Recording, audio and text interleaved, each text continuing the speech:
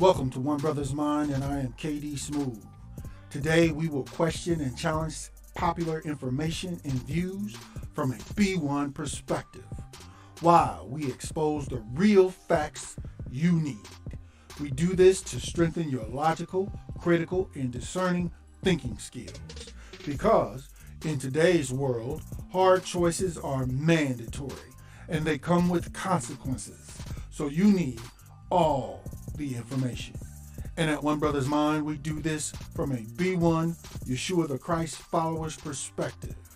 Now, if you're not ready, you better get ready with KD Smooth at One Brothas Mind. Welcome, ladies and gentlemen. It's KD Smooth coming back at you with a new report. I pray you all are doing well. Shalom, family. We're coming back at you here with One Brothas Mind with a report this evening on the topic or issue of: do white Europeans and Jewish people whose ancestors owned slaves and profited from slavery, do they owe reparations, specifically cash reparations? That's our topic tonight here at One Brothas Mind. And before we get into our topic, once again, family, remember to smash the likes, share this report on all your social media with all your peoples. And be sure to be subscribed to One Brothas Mind, where we bring you the information and facts you need. Okay, family, we're going to dig into this briefly. And we're going to have a look, because there's some a recent story that came out in the news. You may have missed it. It's this story.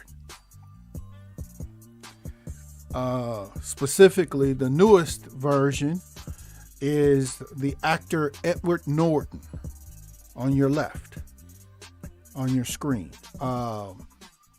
He was on an episode of a show called Finding Your Roots. It's the show with Henry Louis Gates Jr. And he discovered that his family also were slave owners. Okay? In addition to the other individuals on your screen as well. But he's one of the more recent people that have discovered this information. The other one was Dr. Strange, that you see on your screen. What's his name?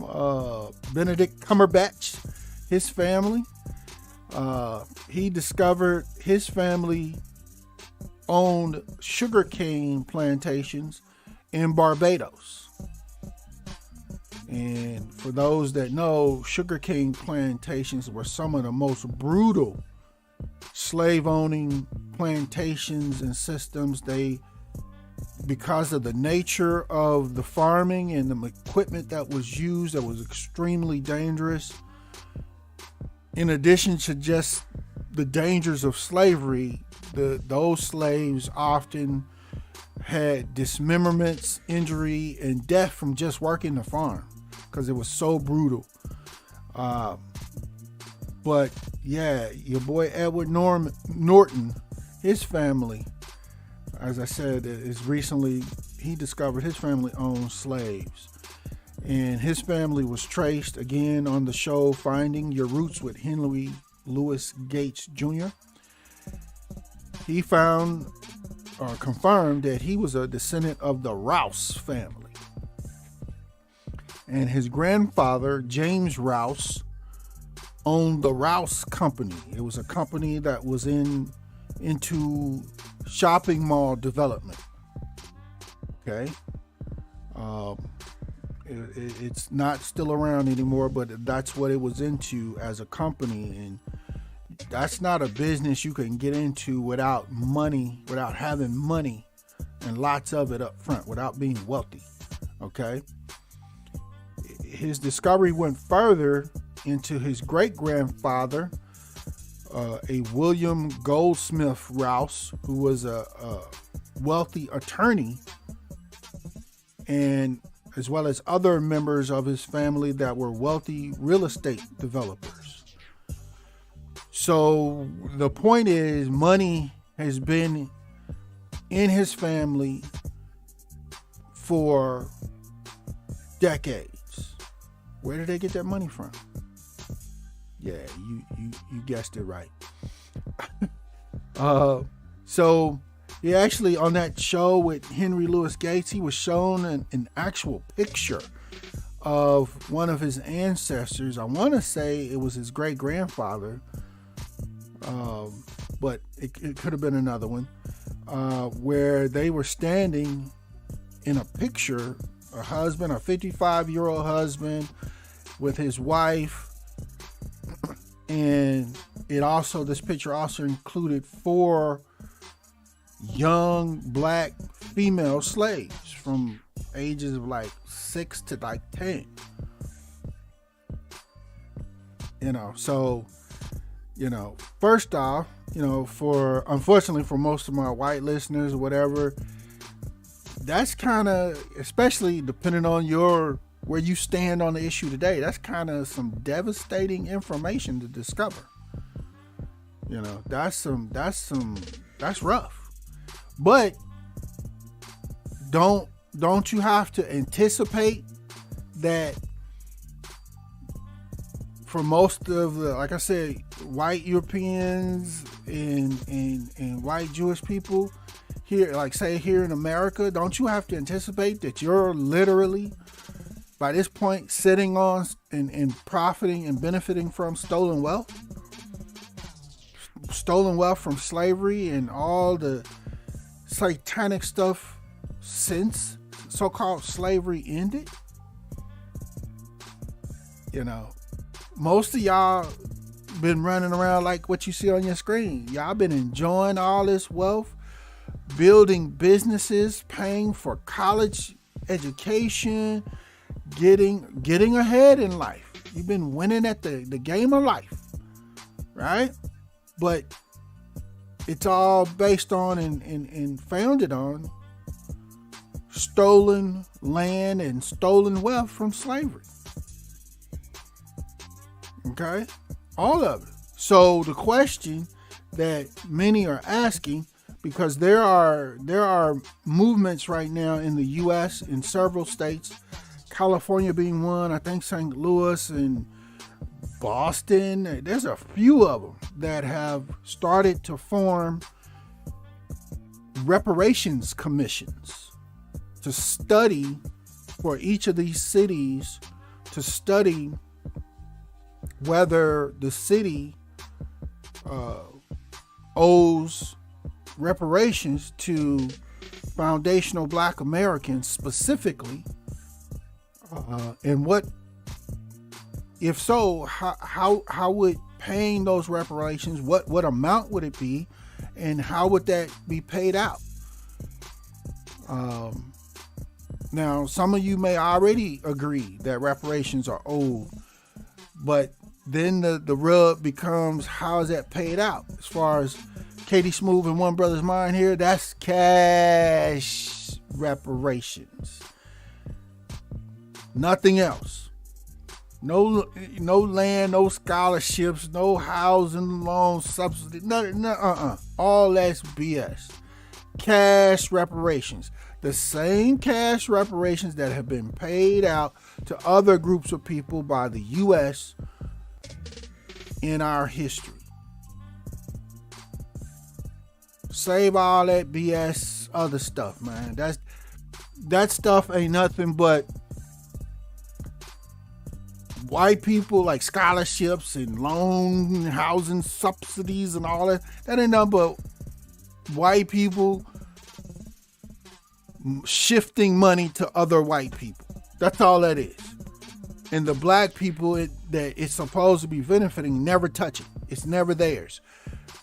Reparations are cash reparations for whoever's receiving them. In this case, it would be foundational Black Americans, to decide what they want to do or what's best for them and their family to do with their reparations themselves.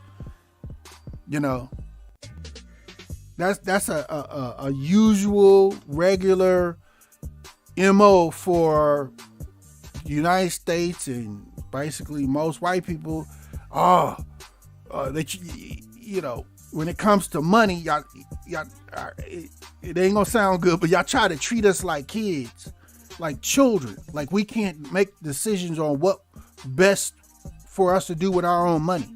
Y'all have to make these decisions and trust and loans and scholarships and all that. Nah, bump all that. Bump all that. Okay? You got cash. Your ancestors got cash. You know, we got cash is what we're owed. What must be paid. Okay? So, again, this on your screen is what the reparations are to be paid for, what they're owed for. Stolen labor, stolen wealth, stolen resources, etc., etc., etc. Okay? So again, many, in this case, actors, as you've seen on your screen, they're discovering, they're finding out. Oh wow, my ancestors, my great grandfather, great grandfather, and mother were slave owners. You know.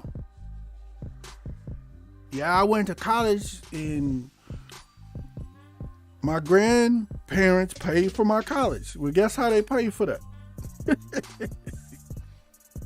Or I inherited real estate or some land or something from my grandparents. Guess where that land came from? Whether it came directly from slavery or your grandparents inherited from their parents, your great grandparents. Same difference. And that wealth has been being passed along and built upon over the centuries, over decades, to get you and many descendants of your family. You know, like I said, y'all sitting back like this. Y'all been sitting back like this for decades, some centuries. Woohoo!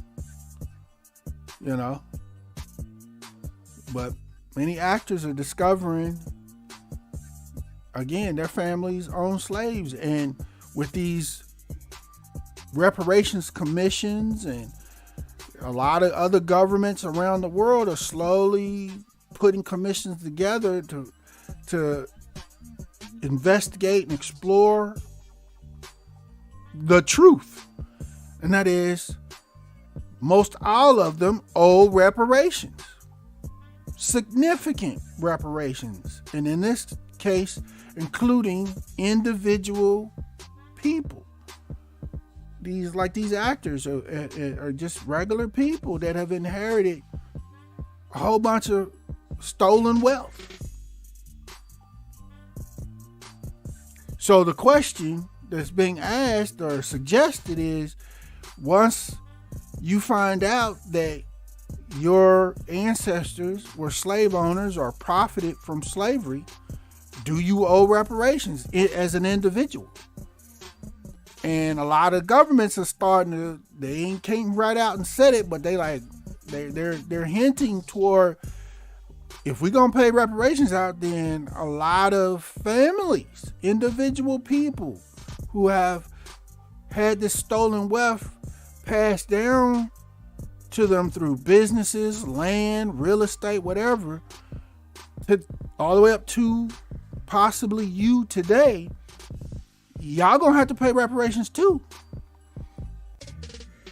You know, that's one of the reasons why most white Europeans and white, well, let's say those that call themselves Jews, don't want to explore their history purposely. They like, oh, they ain't looking up. We ain't researching. We ain't know nothing.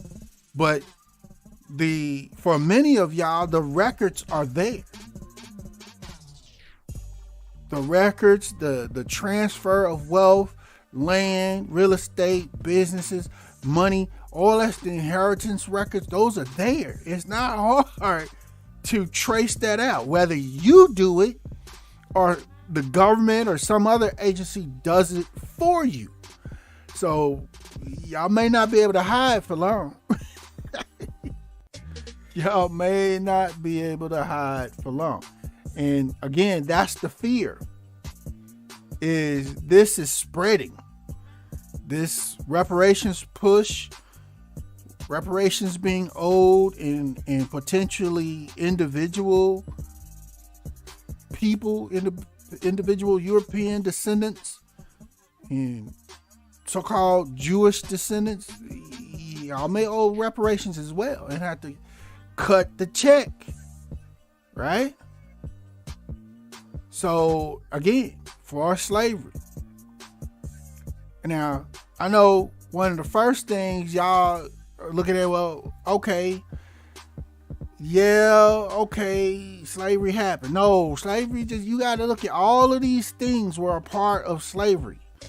These were all not only crimes against humanity, but these were all satanic crimes that your ancestors did, in this case, in the U.S., to foundational Black Americans, or let's say to the descendants of the transatlantic slave trade. Lynchings, forced labor without pay, terrorism, children kidnapped and sold away, beatings for resistance, female, male, and child rape, forced labor, again, without pay or low pay, forced sun up to sundown labor. It ain't just regular labor. Psychological terrorism, just to name a few. This is what y'all ancestors did to get that stolen wealth, to pass it down to you to today, where you're living comfortably, peacefully, plenty of money in the bank, all that. Able to afford most things in life. In this case, we're looking at the U.S.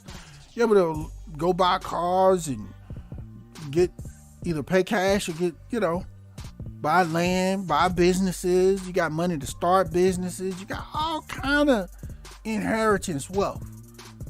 You got collateral to get a loan against to start businesses. I mean, the list goes on and on. And speaking of banks, all of these banks that you see on your screen, they were started either directly or indirectly with stolen money from slavery. Stolen wealth that was made from slavery. All of these banks, Citibank, Chase, Barclays, the little French one over here in the left corner, Lloyd's, RBS, Bank of America, all of them. And then these banks, of course, over time, spawned a whole bunch of other newer named banking companies. But it's still the same money. It's still the same money from the same source. Right? It's still the same money. So the banks, in addition to the government, many businesses all own or all owe cash reparations to the foundational Black Americans. And specifically, some of you may be asking, well, what's a foundational Black American? Let me be clear on that. A foundational Black American is a so-called Black person here in America who can trace their family lineage back to, say, at least prior to 1920, if not earlier. Okay? They're not Black people from other parts of the world that have arrived here in the U.S. here in the mid 1900s. No, not them. It's the foundational Black Americans that are descendants of the slave trade, of slavery specifically and only. Okay? And those of us, which I am one, I've already traced mine back. I traced my great grandfathers back to I think it was the 1880. I have a picture of it, census information. Another distant, or not distant, but another ancestor, I got a picture, a screenshot of his World War, I want to say I enlistment card. So, yeah, it's doable. It's doable. And I'm not even a professional researcher as far as lineage and family trees. And I figured that out. I literally did that on, what's that website? I can't spit it out. Was it familytree.com or whatever it is? It's the one that's real popular right now. It's got one of the largest databases of records. I can't spit out the name, but y'all know what it is. But anyway, I did that pretty easy. It took me a few weeks, but I got it done. Okay? And so, again, foundational Black Americans or Black Americans who can trace via records and documentation their family lineage back to at least prior to 1920 and earlier here in America. Because I think it's the 1870 census or 1880 census was the first census that was taken in the U.S. And on that census, most of our ancestors are just listed as slaves or property in most cases, or just by first name only.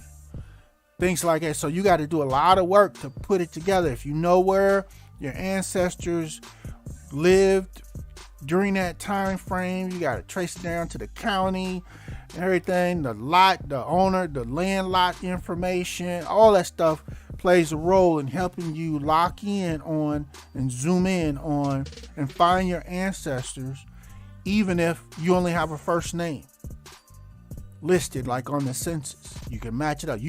We know their full name, but on the census, they were just property. So they were listed as a slave number 2, slave number 5, whatever, or just by their first name. Or maybe not at all. But anyway, again, foundational Black Americans are descendants of what you see on your screen, the transatlantic slave trade. Now, like I said with your boy Dr. Strange, Cumberbatch, his family owned that sugarcane plantation over in Barbados. That's why you see, I have the information for you on your screen, the transatlantic slave trade, these were the main countries that participated in that. And if you did your research, you will see all the different slave drop-off locations throughout the Caribbean and the United States. So, yeah, y'all owe reparations is my point. It's really what I'm getting at. The banks, the colleges, the corporations of today, you trace their money back. The insurance companies, like I said, white European and Jewish families and all other businesses and industries used and still use today the money profits from slavery to finance everything. Our government, the U.S. government, all the state governments, it's all been built on stolen wealth from slavery. Maybe even you and your family. Okay? So, a lot of y'all, again, are like, okay, well, that was slavery. Slavery ended way back 1800s or whatever. Okay. But Did it? The answer to that question is no. They just changed the names and started calling it different stuff. That things after so-called slavery was abolished, they had states made things called like the Black Codes or the peonage laws. Okay? Sharecropping. That's what's on your screen. Sharecropping. All right? The Black Codes were basically, in the first 2 years after the Civil War, Black Codes were restrictive laws that were designed to limit the freedom of foundational Black Americans. Okay? Descendants of the slavery that just or was about to end. And they were meant to reassert white supremacy in the South.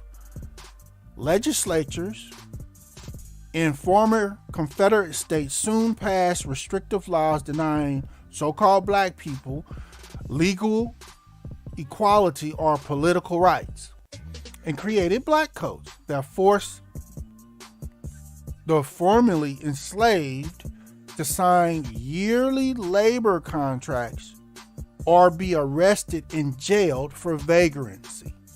These were the Black Codes. So you either signed a contract to agree to work as a slave, basically. Now you got to sign the end of slavery. So now, but if you sign this paper and you have to agree to work as a slave by signing this paper. But if you don't sign this paper and you just walking around and you ain't got no job, because to get one of these jobs, you got to sign this paper. If you just walking around, we're going to arrest you for vagrancy and throw you in jail. I'll get to that part in a moment. But that's what the Black Codes were. It was just slavery, just under a different name. Same thing with the peonage laws. Many of you may not have heard of that, but the peonage or peonage laws was prior to 1867 through 1940.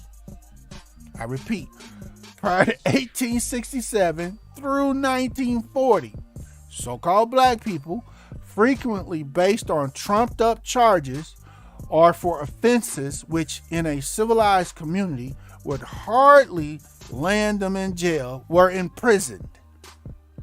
Then chain gangs and the convict leasing system from the prisoners are supplied with free labor workers. Do you see that? The peonage laws or crimes were like loitering, vagrancy. You see it on your screen. If you need to, blow this image up. Riding the rails, changing jobs, talking too loudly in public. They would arrest us or our ancestors for these crimes and throw us in jail. Then once in jail, now we're prisoners. We're forced to do jobs for companies and businessmen around the area. It's slavery. It's literal slavery, just under a different name. And the Black Codes and the peonage laws, ultimately, and sharecropping laws. Well, look first. Let's look at sharecropping. Let me break that down, because some of y'all may not fully understand what sharecropping was. Sharecropping was a type of farming in which families rent small plots of land. Pause right there. Most of the land that the landowners had at the time was stolen land from so-called Black Americans, especially Black descendants of slaves that many of us were already here in so-called America before you Europeans arrived. So that also makes it stolen land. Okay, so again, a type of farming in which families rent small plots of land from a so-called landowner in return for a portion of their crop to be given to the landowner at the end of each year.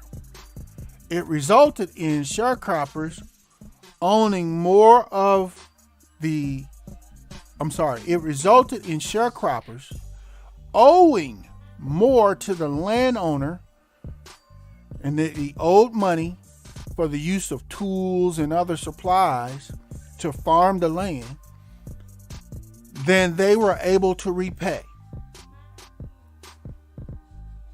Many, under debt and the threat of violence from the landowner, were then forced to sign unfair and exploitive sharecropping or labor contracts. Here we go with the contracts again. That left them no way of earning enough to pay their way out of this debt. Okay? So basically, I own a piece of land, a farm. I come to you and say, hey, you ain't got no land, you got no money, no wealth, you and your family just out here, basically starving. I come to you and say, hey, I got a piece of land, and I know you know how to farm it. We can work out a deal where you can come live on my land, farm my land for me, grow the crops, and at the end of the year, you just give me half of the profits from the harvest that you make. We split it. Ain't that a good deal? You get to live on the land, you got your food, you got a house to live on, you got your family, everything. They were basically tricking foundational Black Americans with this, okay? And so the so-called black people, black men, black family, they would agree to this because they weren't getting offered jobs. There was no Pizza Hut, no Amazon or nothing, no jobs around nowhere else of any other kind for the most part. So they would agree to this.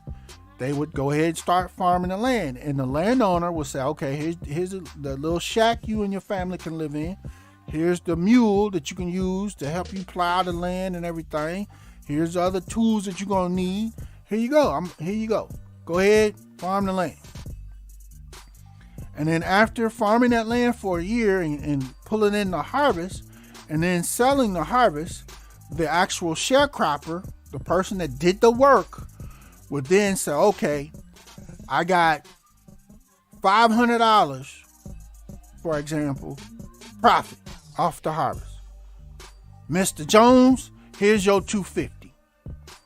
And Mr. Jones go, oh, wow, I certainly appreciate you, man. That was good. It was a great, you did a good job. And everything. You did a wonderful job. I appreciate you. We're going to have to keep this going. But now you settled the part of the agreement, of our agreement that we had. But you got some additional costs that you got to pay for. And the farmer, the sharecropper, would go, wait, what do you mean, Mr. Jones? He's like, well, I provided you with that shack that you and your family live in. You got to pay rent for that for the year. I provided you with the mule that you've used to do your farming. I provided you with the plows and the tools that you needed to do it. You got to pay rent for all that and for using that stuff. That's my stuff. Oh, okay, Mr. Jones. Well, how much I owe you for that? Let me see here. Let me do the math. Now remember, the sharecropper, the farmer, only has $250 left. And by the time Mr. Jones get done scratching on his little piece of paper, he said, oh, well, it looks like you owe me another $400. And the sharecropper, the farmer, will go, wait, what? I don't have that much money. I can't pay that. I don't have it.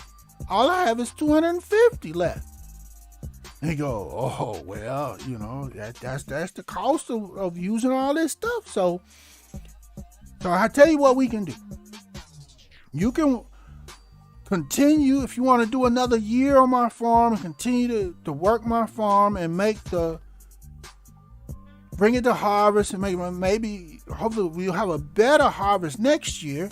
a bigger harvest, and you'll make more money, and you'll be able to pay what you owe and pay this amount, this debt you owe me, the rest of it. You'll be able to pay me back, and then you will maybe get square. We'll be even, maybe. How about that? How about we do that? You can go ahead and work it again, because, you still need a job. You still got to feed your family, right? Yeah. Well, I really ain't got no other option right now, so I guess that's what I'm going to go ahead and do. We go ahead and we can keep living where we're living. Yes, stay right. Do keep doing exactly what you've been doing. You go ahead and pay me this other $400, or give me that other $250 you got.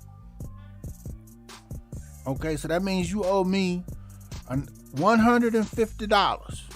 That's all. So you go ahead and work the farm again and bring it to harvest one more again, and hopefully it's a bigger harvest. You make more money. You're able to pay me what you owe and the debt you have, and we'll be even. We'll see how, it should work out next year. I can feel it. Because you're a good farmer. You're a good sharecropper. You're a good worker. I know you can do it. And that's the trap, as you see on your screen on the bottom left, that they kept sharecroppers in.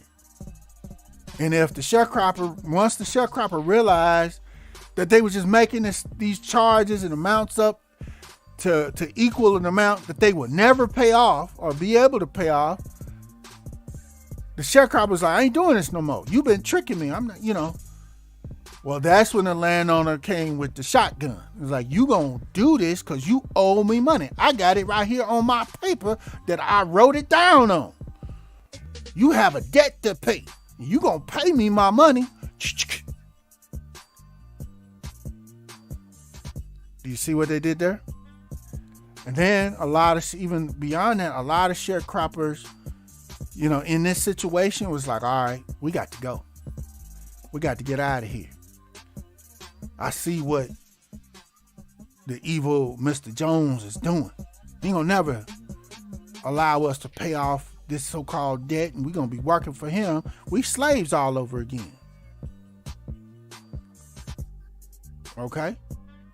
So many of them would gather as much as they could in the middle of the night while Mr. Jones was asleep, jump in their wagon, whether it be just the husband or the whole family, and they would bounce or at least try to escape. Many of them, just like slaves, were caught by the so-called local sheriffs and police and all that with Mr. Jones's boys, and forced to return to those farms and continue working if they were caught, so-called because they owed a debt. But many of them escaped, got away. It's like, we got to go. And when I mean go, we getting out of this whole state. We going up north or wherever they could figure out to go. And for the ones that escape, they would escape, make their way through multiple states and whatnot, and they would try to find some way to establish themselves in these new locations. Here at One Brothas Mind, my grandfather was a sharecropper as a young man. Literally. And he escaped. Just as I describe it to you. Okay? So you had the black codes, the peonage, the sharecropping going on. And then those things ultimately, which were all slavery still, those things led to the Jim Crow laws. Some of you are saying, well, what's the Jim Crow laws? Well, I got you. The Jim Crow laws were a collection of state and local laws. This is all government, y'all. Statutes that legalized racial segregation. They were meant to marginalize so-called Black Americans by denying them the right to vote, hold jobs, get an education, or other opportunities. Those who attempted to defy Jim Crow laws often faced arrest, fines, jail sentence, violence, and even death. Okay? So again, with the jail. And if you go to jail and you get arrested and go to jail, guess what they're going to do? Put you on the chain gang, and now you are forced to work for free. Again, slavery. All right? So for many of y'all, when y'all boy Trump ran for office and he's talking about let's make America great again, this is the stuff that he was talking about. Peonage, sharecropping, black codes, Jim Crow laws. This is the stuff that he was talking about. Because that's the only time when America was great for white Europeans and white so-called Jewish people. Of course it was great. Y'all were making and getting wealthy and living on criminal proceeds, crime, stolen wealth. Of course it's great when that's how you making your money. Y'all was balling out. It was great.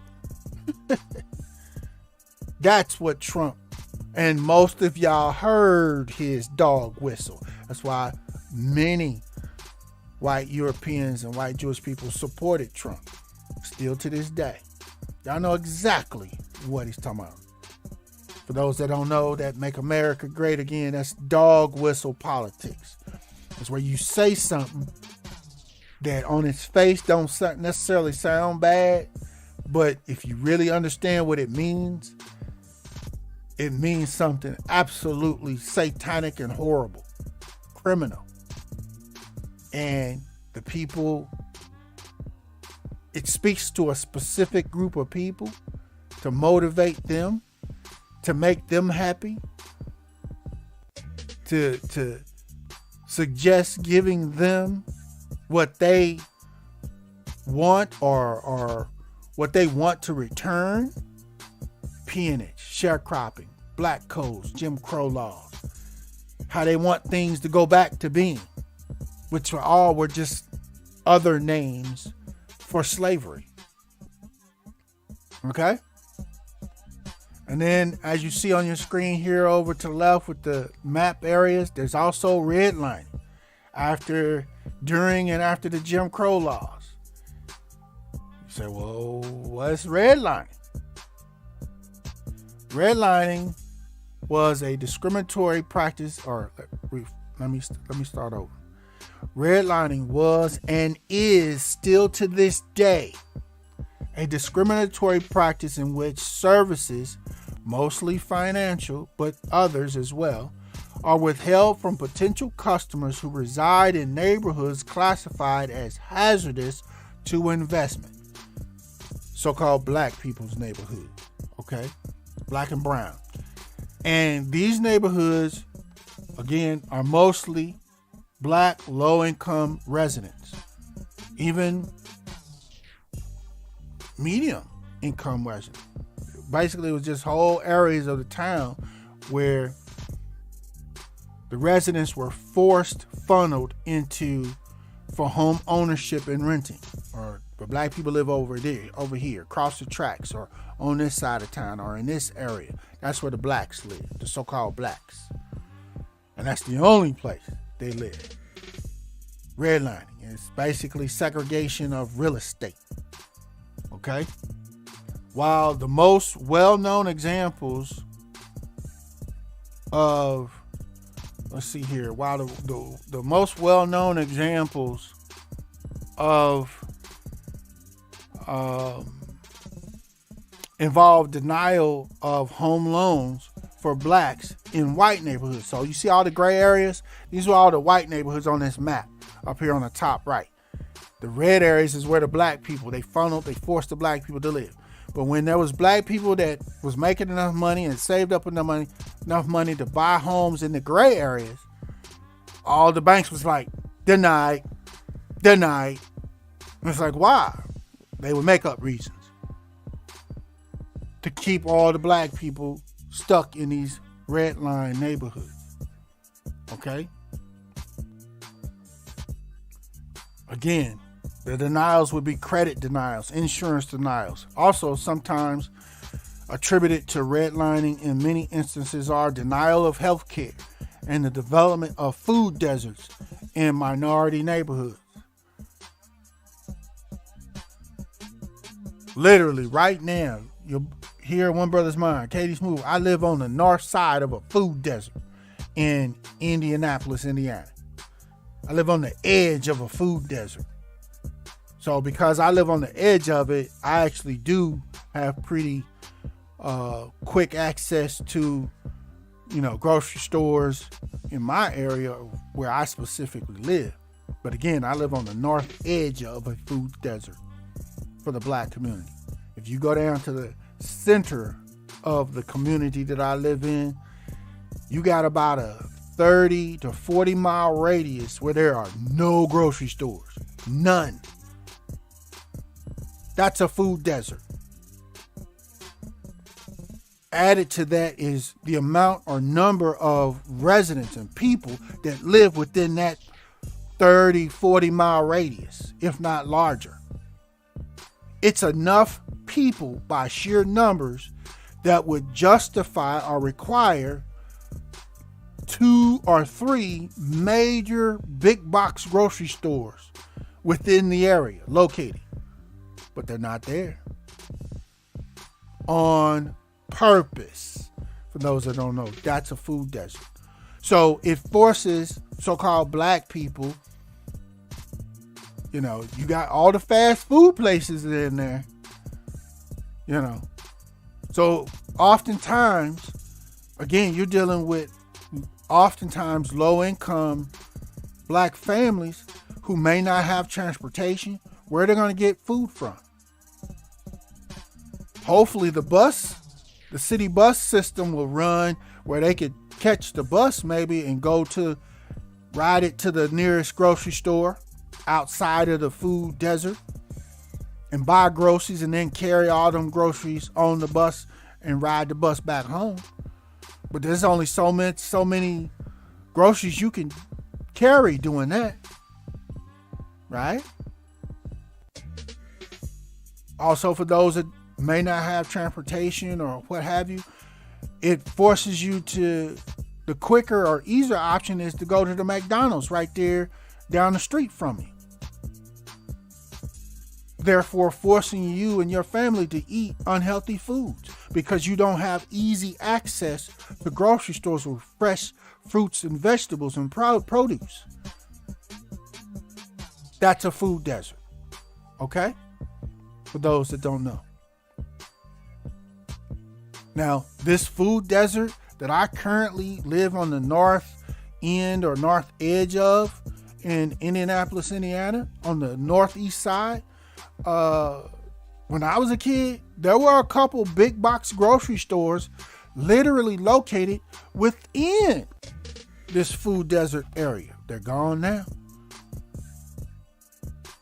They shut them down. They closed them. There was a bunch of different grocery stores that my parents used to go to that are no longer around in this food desert. I remember going to. There was a nice Preston Safeway. There was a couple of them. There was a Cub food store, grocery store. There was several that were around for a little while, and then one by one, they closed them all and they created a food desert. And the city has not done anything, no reinvestment, no incentives or nothing to bring grocery stores, to get grocery stores to relocate back into this food desert. They don't care. Ain't affecting them, so oh well.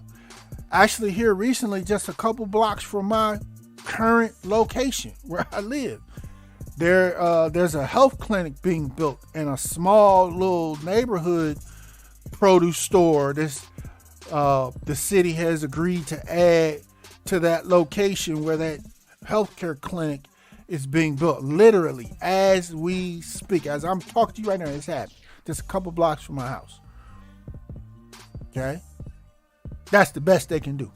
A small little neighborhood produce clinic in about a 30, 40 mile radius. Really? Yeah.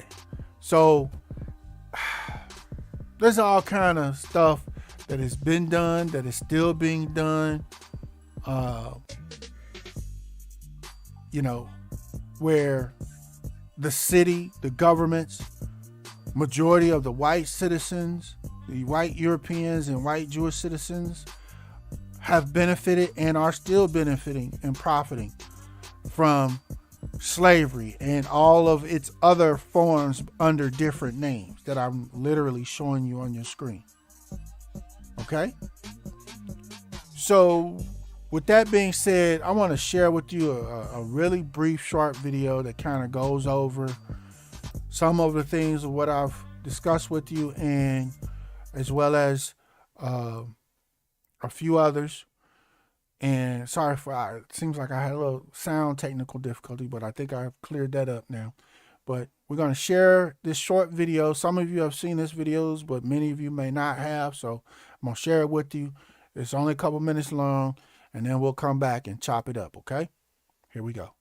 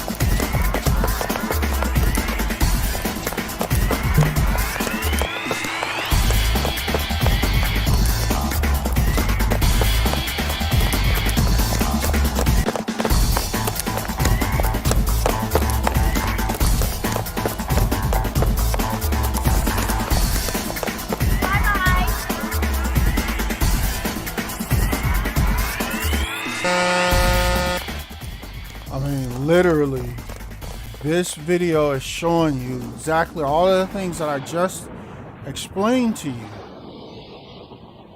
How the wealth was started being stolen during slavery, and as has been passed on from generation to generation of white people here in America. And they just put it in the format of this video. And then I think it was like the 1960s when they so-called finally gave so-called black people civil rights and equality. As you saw when the black racers finally got an opportunity to start trying to run this race. And they're showing you all of the continued pitfalls and racism and systematic white supremacy systems that prevent most so-called black people from moving forward, building, getting opportunities. That's what this is showing you guys. That are still booby trapping so-called black people to this day.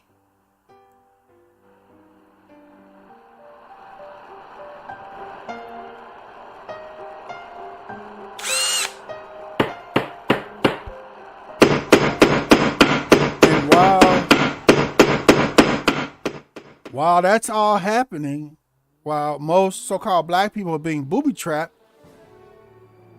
additional opportunities are being added to help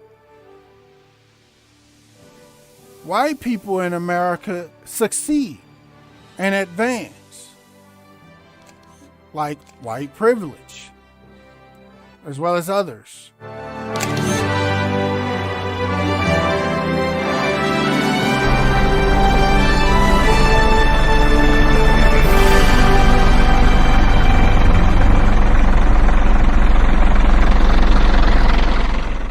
Yeah.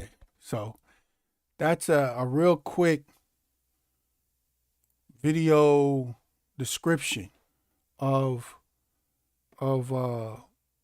what I've just been explaining to you, family. Okay. Real quick video description. Actually, there's another one I meant to have ready to go. Let me see here. Real quick, give me just a moment. Bear with me. Give me just a moment. There was literally a report that just came out today that I would like to share with you. Let me see if I can find it really quickly. Bear with me. It was a report about redlining. There was a lawsuit, and damages have been ruled or agreed to be paid. Give me just a moment. Let me see if I can find it. Hold on. Give me a moment. I wanna share this with your family. Bear with me. Where'd it go? I meant to have it ready to go. I literally just viewed this report literally a couple of hours ago. Let's see here. Come on. May not be able to find it in time. Give me a couple more seconds. If I can't find it, I'm gonna move on. But oh my goodness, I want to find it so bad, because that'll, is additional proof and evidence of all the things that I have shared with you thus far in this report. These things are still going on. But don't look like I'm gonna be able to find it. I literally just watched it. I'm going through my little video history, y'all. But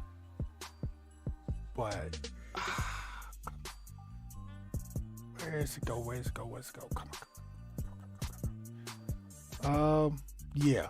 But anyway, I ain't gonna be able to find it, so we're gonna move on. Let's take it too long. Taking too long. Wow. I literally watched. I'll keep looking for it, and if I find it, I'll bring it up later. But we're gonna move on in the report and go from there. All right. So again, that video was basically description of what I've, like I said, already shared with you thus far, to help you understand what's happened and been happening and still happening. Now, in response, most of my white listeners, y'all gonna say, my family didn't own no slaves, so I don't owe no reparations. Okay. And for many of you, that is true. But even though your family didn't own slaves, or may not have owned slaves, your ancestors may have owned businesses that profited indirectly from slavery. Okay, let me give you this example. Most of you understand we have the NBA, right? In this example I'm giving you, bear with me, the NBA, let's say the NBA is slavery, right? That's literal slavery. Okay? But then you have other businesses and companies that do business with the NBA, like say the shoe companies and the apparel companies and so on and so forth. Even the concession stands, whatever. They all are making money and profit off of the NBA's business, or the business, in this example, of slavery. Do you see that? So even though those businesses don't specifically own slaves, they are all still profiting from the business of slavery. And that's where, for many of you, of my white listeners, that's, if your family didn't directly own slaves, that's the category you fall into. In addition, even up to today, the wealth of America was built and earned off of slavery. It has financed everything throughout America's history since slavery. So even today, you walking around, you're benefiting and profiting from the wealth that has built up and been being shared and moved around as far as business is concerned, and loans that you may have gotten, or educate, whatever the case may be. Everything is setting on blood money from slavery. Everything in the U.S. Okay? Which is why, as I mentioned earlier, a lot of states in the U.S. are now putting together reparations commissions. Like, for example, in California, they kind of started, I think they were one of the first ones to start. And so they're a little further along in their investigation and plans. They've already estimated that foundational Black Americans in California would be owed at least $230,000 each. Not families, individuals. So you can have a family of 3 of foundational Black Americans all receive $230,000 each. But they didn't stop there. When they put that estimate out, they also said, well, we still have several other issues or category issues to go through and examine. So this estimated amount is just an estimate. It's most likely going to, the estimate in amount is going to be increased as we go through the remaining aspects of slavery and all these satanic laws and things that have been going on since. Okay. And some have even speculated it's going to go up to close to $500,000 per person. Okay. So definitely stay tuned to that story. You can Google that and find that story right on your right on Google. It's out there. Okay. So again, many of you are saying, well, I didn't own slaves. My family didn't own slaves. Woody, woody, woo, woody. But again, you're just the fact that you're living in America, benefiting from the state of the economy. And I know the economy ain't really all that right now.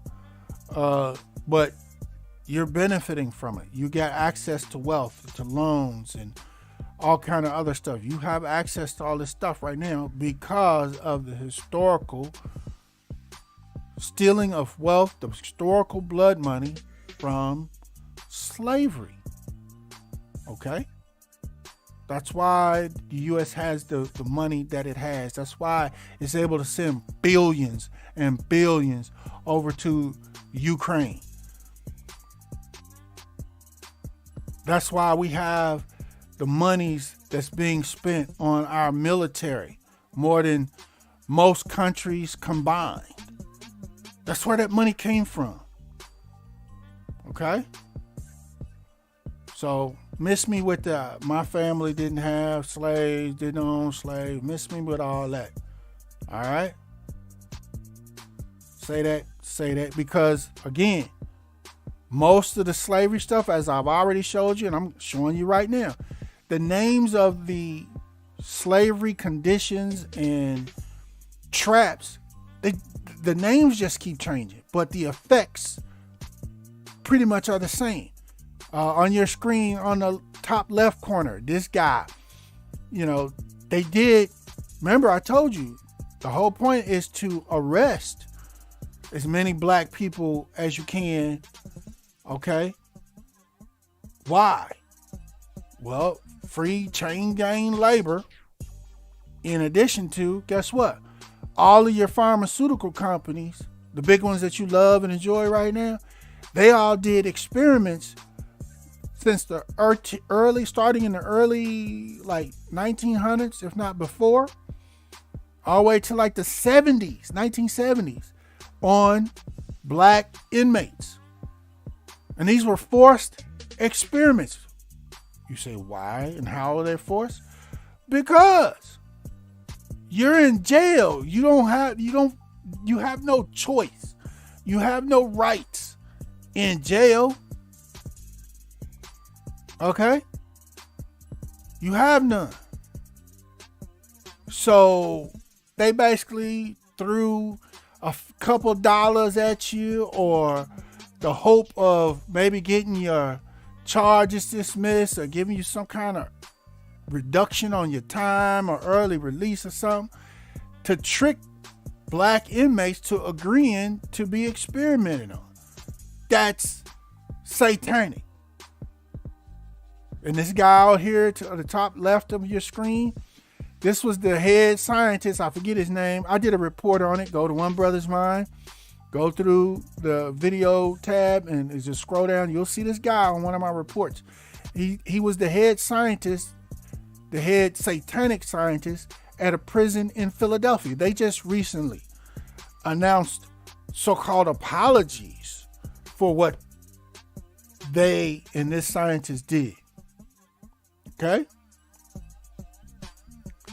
So then you got, your Karen terrorism. That's not new. That's been happening during slavery and ever since. It's another way to push white supremacy and white privilege, and get some sort of advantage to a situation. That's all it's about. Or to prevent yourself from being exposed for who you really are. I mean, what's her name? Carolyn Bryant. The lady that accused Emmett Till and caused the murder, the deletion, I should have said, of Emmett Till. She's a Karen. That was one of the early Karens. And they go back way before then. That's just one example.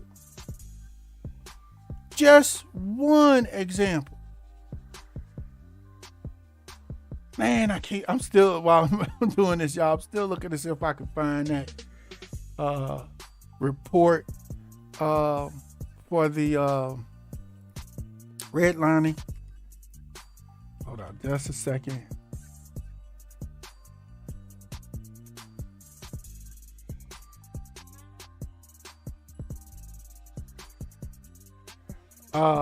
Yeah.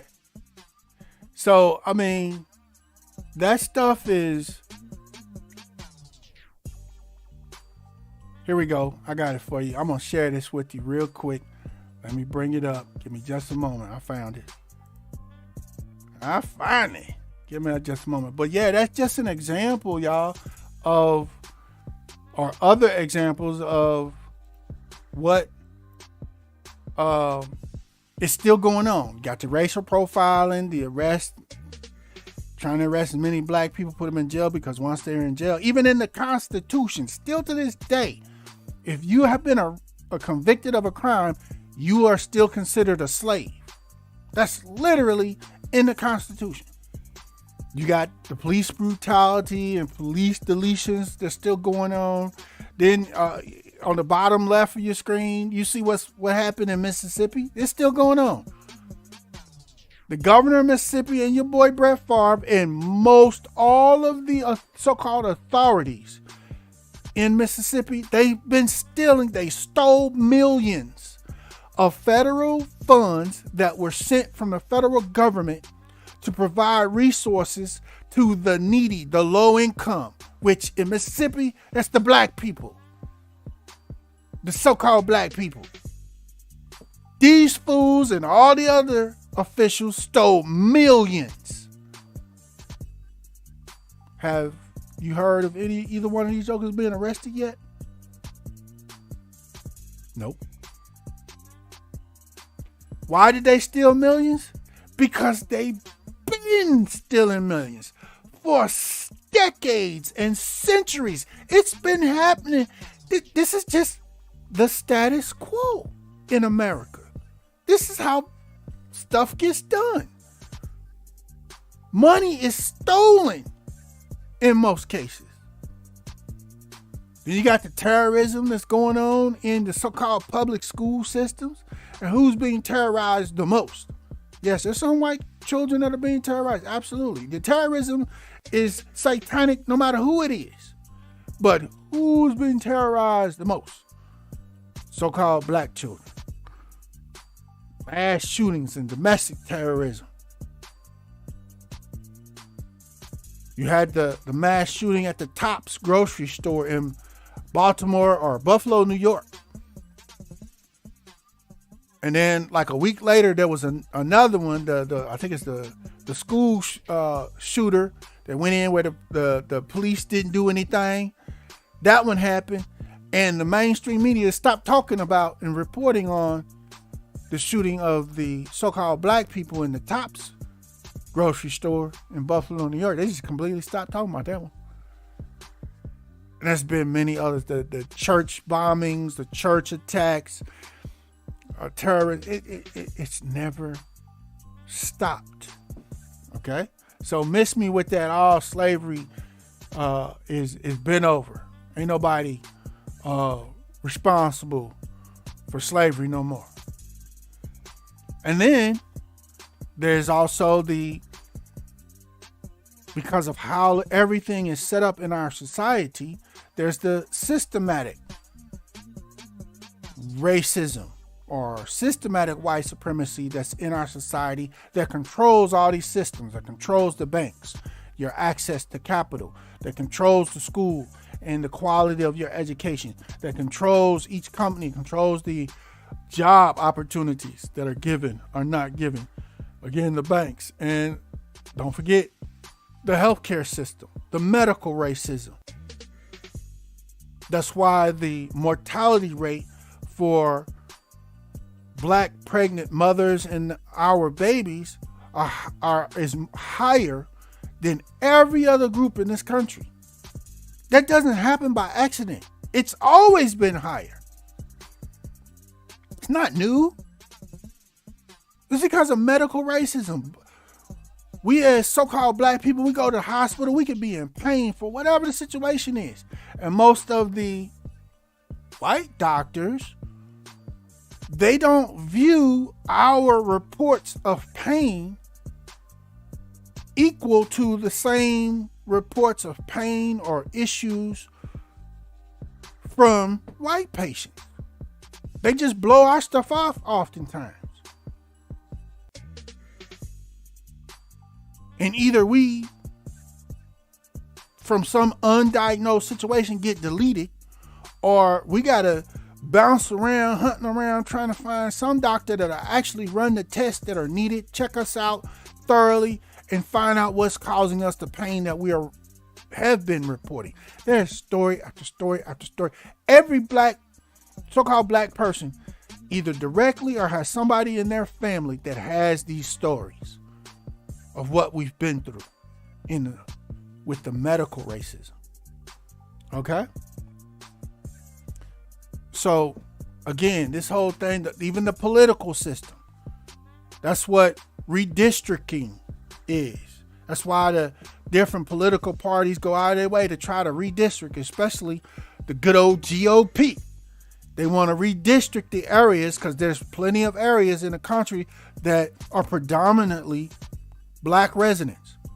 So every time there's an area in the country that has the votes that are a predominantly black area, they come in and say, we got to redistrict this. We got to chop this area up and divide the numbers of these black people and include them into other more white dominant areas as we split them up so we can eliminate their voting power. That's what redistricting is. Then you got all the other voter suppression, satanic things they do. Oh, well, we ain't gonna have but one voting booth in a 40, 50 mile radius, even though, like I explained to you with the food desert, the amount of people in that area, there should be 10 voting booths, voting locations, but there's only one. So all the so-called black people got to go line up for 10, 12, 15 hours and stand in line all day in the hot sun before they can try to get a chance to vote. Man, miss me with all that, man. So again, all this stolen wealth, directly or indirectly, that's enjoyed by the United States, all the cities, and most of you, my white listeners, most of you. It's all stolen wealth. Directly or indirectly, you're enjoying it. Life from it. Okay? Them days are soon to end. Okay? Reparations will be paid. So here real quick, I'm going to share with you this report on the redlining info that just came out. Give me just a moment. Let me resize it for you. And from the AP, I literally, like I said, I just saw this report a couple of hours ago. And then we'll come back. And then after this report, I got another video to, again, help illustrate everything that I've been sharing with you in this report. So we got two quick videos, two quick reports, and then we'll come back and continue.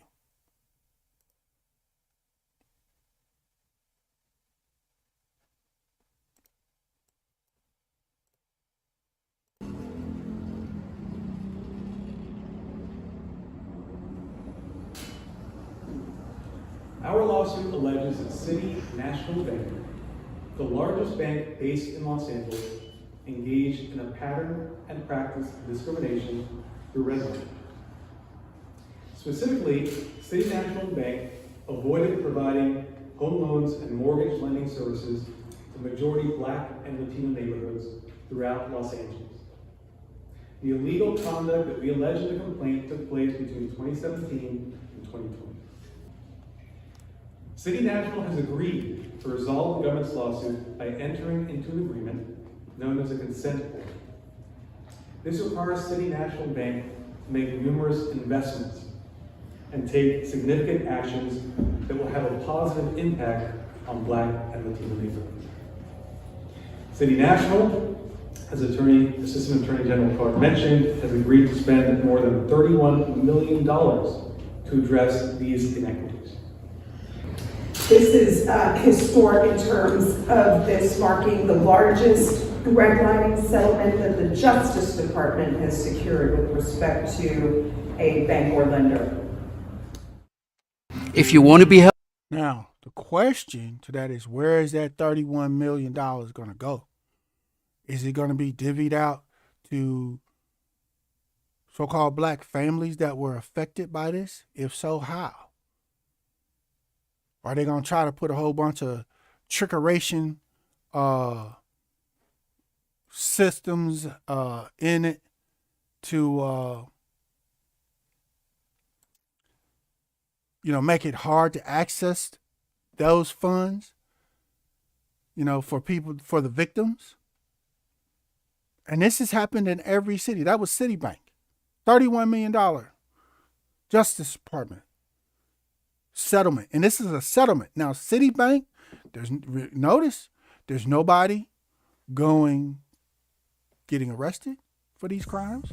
There's nobody being prosecuted, going to jail for these satanic crimes. Don't sleep on that. But there are crimes, we committed crimes. Okay, here's a few dollars. These redlining crimes, as I'm going to show you here. Well, matter of fact, before I start, check out this video here real quick. And we'll be back because this video is going to really speak to that here in just a moment. Let me get it together. Give me just a moment. Let me resize it for you. All right, here we go. This is Jamal. Jamal is a boy who lives in a poor neighborhood. He has a friend named Kevin who lives in a wealthy neighborhood. All of Jamal's neighbors are African American, and all of Kevin's neighbors are white. Because Jamal's school district is mostly funded by property taxes, his school is not very well funded. His classrooms are overcrowded, his teachers are underpaid, and he doesn't have access to high-quality tutors or extracurricular activities. Kevin's school district is also funded by property taxes, so his school is very well funded. His classrooms are never crowded, his teachers are very well paid, and he has access to high-quality tutors and lots of extracurricular activities. Kevin and Jamal live only a few streets away from each other. So how come they're growing up in such different worlds with such different opportunities for success? The answer has to do with America's history of systemic racism. To understand it better, let's look at what life was like for Kevin and Jamal's grandparents.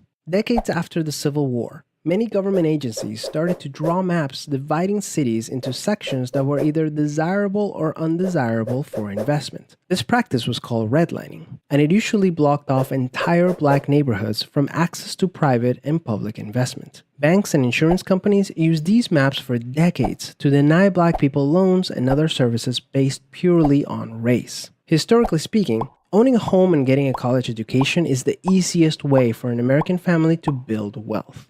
But when Jamal's grandparents wanted to buy a house, the banks refused because they lived in a neighborhood that was redlined. So Jamal's grandparents were not able to buy a home, and because colleges could prevent them from attending through legal segregation, their options for higher education were really scarce. Kevin's grandparents, on the other hand, got a low-interest loan to buy their first house and got accepted into a handful of top universities, which traditionally only accepted white students. This opened up a wealth of opportunities that they were able to pass on to their kids and grandkids. Even as late as the 1980s, an investigation into the Atlanta real estate market showed that banks were more willing to lend to low-income white families than to middle or upper-income African-American families. As a result, today, for every $100 of wealth held by a white family, black families have $5.04. A 2017 study confirms that redlining is still affecting home values in major cities like Chicago today. This explains how Kevin and Jamal inherited vastly different circumstances. Unfortunately, the story doesn't end there. A big part of systemic racism is implicit bias. These are prejudices in society that people are not aware that they have. Let's go back to Kevin and Jamal.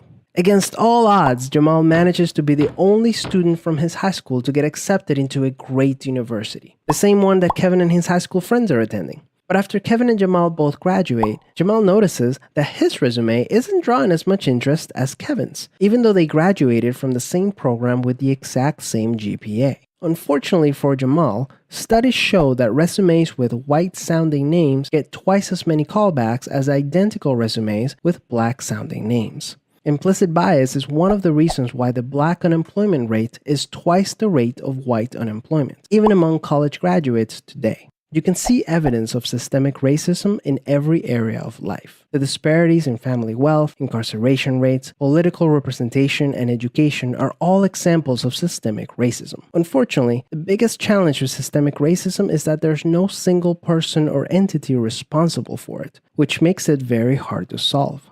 So what can you do? The first thing you can do is work towards becoming more aware of your own implicit biases. What are some prejudices that you might hold that you're not aware of? Second, let's acknowledge that the consequences of slavery and Jim Crow laws are still affecting access to opportunity today. As a result, we should support systemic changes that create more equal opportunities for everyone. Increasing public school funding and making it independent from property taxes would be a great start, so that poor and wealthy districts can receive equal access to resources. Systemic problems require systemic solutions. Luckily, we're all part of the system, which means that we all have a role to play in making it better.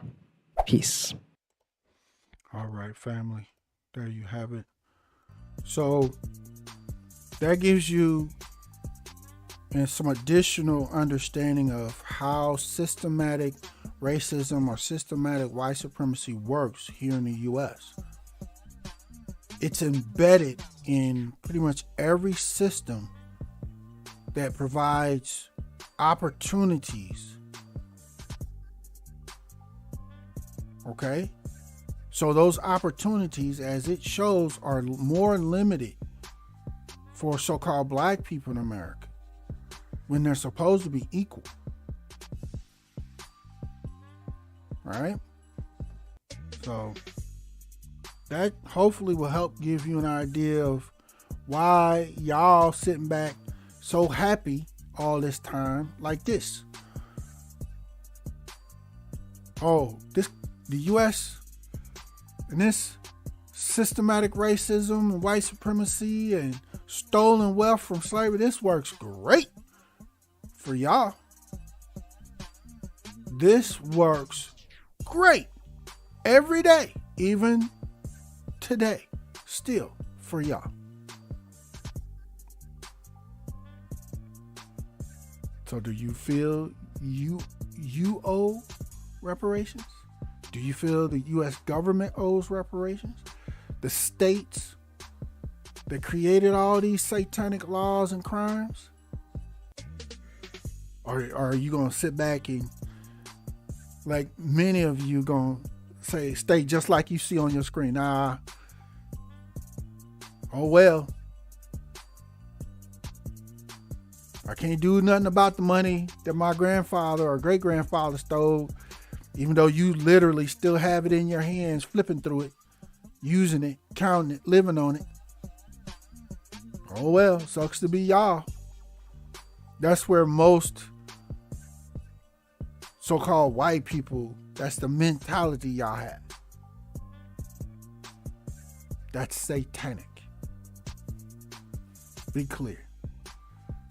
So, hearing all this information, I know most of my white listeners, I done lost most of them, if not all of them, but hearing all this information, this is how they're reacting to it. This truth, this information that you can't deny. These actors, these stars that are doing the research on their family history, when they get the information that confirms that their ancestors were slave owners, this is how they feel. Yeah. And the dog too. This is how they feel. They're like, man, and be clear, this is not to suggest or say for my white listeners that y'all didn't work hard. Y'all didn't study hard when you went to school, when you went to college to get your grades right. Y'all did. This is not to say y'all didn't, if y'all started a business or go to work 9 to 5 every day, that y'all don't put in the same hard work that everybody else does on these jobs and at your businesses.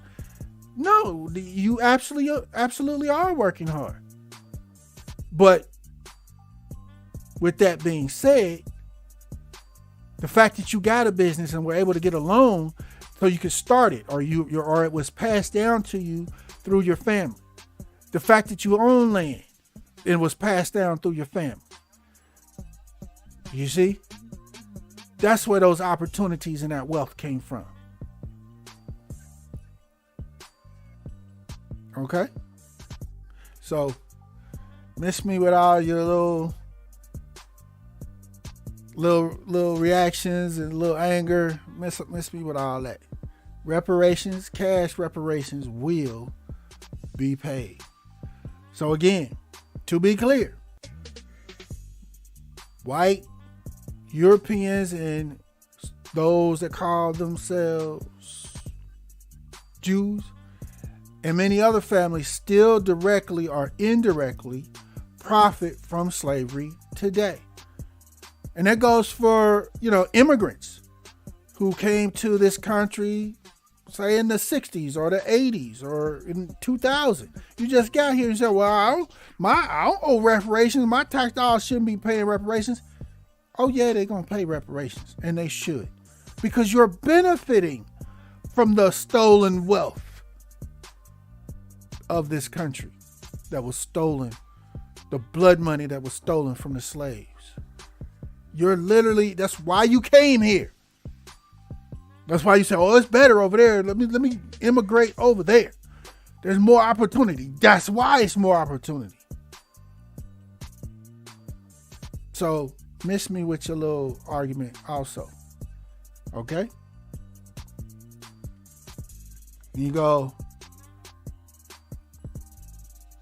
to conclude, historically and even today, most white Europeans and white so-called people that call themselves Jews, like I showed you, I pointed out earlier, they pretty much never have and never still to this day get any jail time for the crimes that they have committed and are committing. If at best, they get a slap on the wrist. Most of your police deletions and brutality, the few that actually get prosecuted, they get a slap on the wrist or they get federal charges because the city governments protect them by not prosecuting them. Because if they deleted somebody black, pick a city. If that city prosecutes them and convicts them, they're going to the city jail, the regular jails. So that's why, one of the reasons why the cities almost never prosecute these race soldiers out here in police uniforms.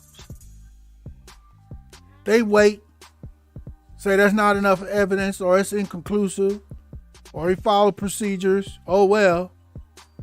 And then the black families are left with going through the federal government and the Justice Department in pursuing civil rights charges and violations. So then when they get convicted of those, the few that had, and they go to jail for those, they don't go to the city jail. They go to the federal jails, the country clubs. They don't mind that. If I'm going to go to jail, I'd rather go to the country club. Not the regular city jails that are basically slave houses. That's why there's been a couple here in the last couple years of these race social officers that have been convicted by the states. They've gotten state sentences and been sentenced to the state prison. And from the day they got in there, their first day, they've been using their lawyers, begging and pleading with every judge that they can find that will listen to them. Please move me from this state prison to the federal prison. They trying to use every kind of trickeration they can to get out of the state prison, where all the rest of the criminals or so-called criminals are. Man, please. But all the crimes, most of the stuff in the news that you see in your mainstream news, Trump still ain't been arrested. Now they done found documents from Biden. Ain't nobody, none of them going to jail. And they're committing high crimes. Ain't that, none of them gonna go to jail. At worst, they'll pay some sort of fine. The housing crash in 2008, all the investment bankers and the mortgage lenders that committed crime, tricking people into these crazy mortgages, none of them went to jail for those crimes. And they affected millions of people. I can go on and on and on. But that's this satanic system that we live in. And you say, well, okay, Katie Smooth, well, what crimes should they be being convicted of and go to jail for? Here you go. Right here on your screen. Slavery, torture, kidnapping, deletions, try not to say the M word, armed robbery, RICO charges and crimes, rape, lynchings, terrorism, child sex crimes, beatings, cannibalism. Yeah, some of y'all was chewing on us. And it still happens to this day. Hate crimes, land theft, racism, discrimination, redlining, false imprisonment. Ain't a week go by, there's a black person being freed from jail that been in jail for 20, 30 years on false charges, trumped up charges. The police and investigators that put them there, none of them get arrested or thrown in jail for their lies. They just give them a little bit of money and say, all right, go on your way. And those lying police and sheriffs The race soldiers, they just keep going and enjoy their pension and keep living their life. Even though they've committed these crimes of false imprisonment and perjury. Jim Crow, voter suppression, civil rights crimes, employment crimes, judicial corruption, racial profiling, experimentation, medical and economic racism, economic and resource stuff. These are the crimes that y'all supposed to be in jail for. Many of my white brothers and sisters. Crimes against humanity, police brutality, environmental terrorism. They're going to put a cancer-causing chemical plant in a city. Guess where they're going to put it? What neighborhood they're going to put it in? So-called black people's neighborhood. Documentation, falsification, perjury, drug trafficking. The so-called black people in America, we don't have no poppy fields growing poppy and cocaine plants. Where are all these drugs coming into the U.S. coming from? Who bringing them in? Better case, who's allowing them to come in? Who's profiting from them coming in? Yeah. Human rights crimes, body mutilations, and on and on. These are the types of crimes that, again, many of you in my white family, your ancestors, your great-grandparents, great-great-great-grandparents, your grandparents, many of your parents are guilty of these crimes. They're not being convicted and thrown in jail for them. Yeah. Many of y'all and y'all ancestors are guilty, even up to today. Guilty. Lock them up. But that's not going to happen.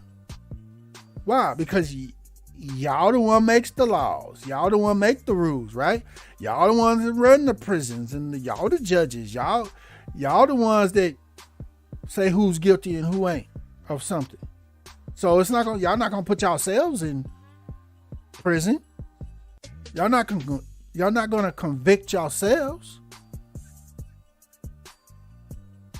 right? But y'all should.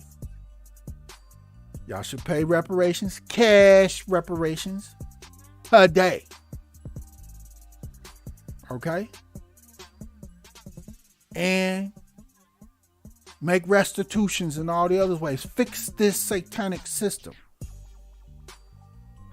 Okay? Fix it. Because if you don't, guess what's coming?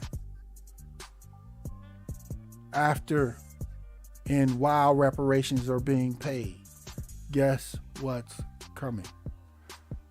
Well, we'll get to that in a moment.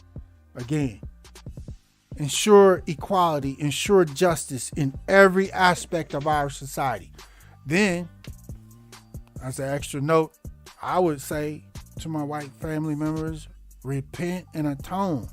Pay reparations, cash reparations. Don't vote for any political candidate that doesn't support and pledge to pay cash reparations. That's how you fix that. It ain't hard. That's how you get your government to fix that. Fix this satanic system. Because if you don't, you're gonna have to deal with something else.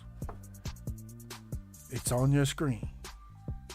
The wrath of Yah. That's what you're gonna have to deal with. All this craziness going on, these plagues, storms, natural so-called disasters, so-called climate change. That's what your mainstream media and politicians is calling this stuff. But it's really something else. It's Yah is beginning to move. So you better get ready. Most of y'all, I already know most of y'all ain't gonna do nothing. Y'all ain't about to bust a grape. Y'all too busy enjoying the stolen wealth. I get it. But don't cry when the mudslide wipe out that house you inherited. Or the flood come and delete you right off the map. Don't cry now. Don't ask for help. Because from the wrath of Yah, there is no hiding. There is no help. Be clear. Okay, family? So, again, family, remember to smash the like button, share this report on all your social media with all your peoples, and be sure to be subscribed to One Brothas Mind, where we try to bring you the information and facts you need. Pay your fare. Break our paper off. Cash.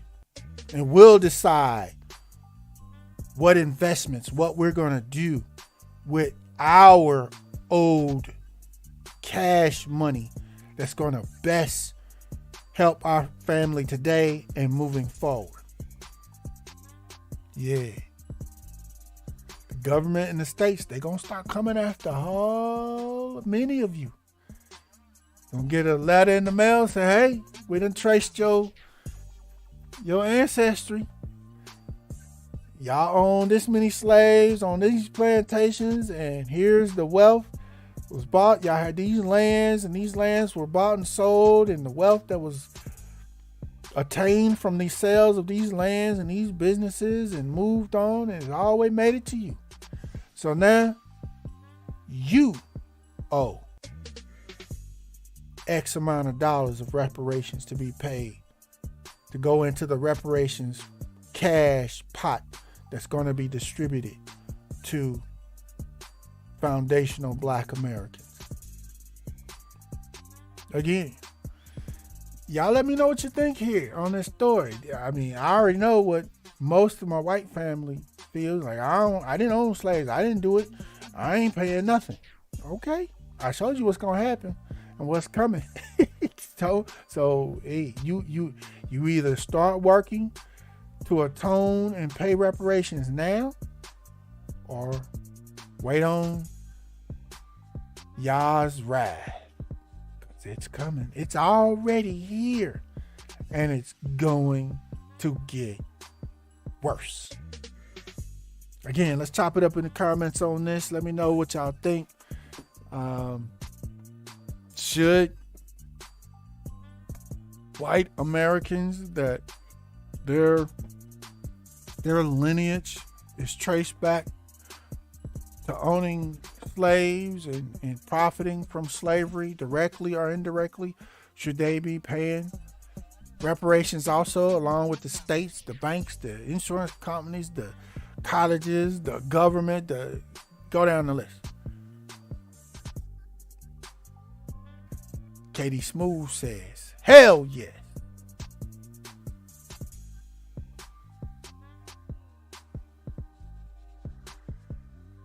And this concludes this broadcast for One Brothas Mind. We thank you for joining us. And as a part of the new Black media, B1 choices are mandatory and being on code is required. But never fear, Yeshua the Christ is with you always. Shalom.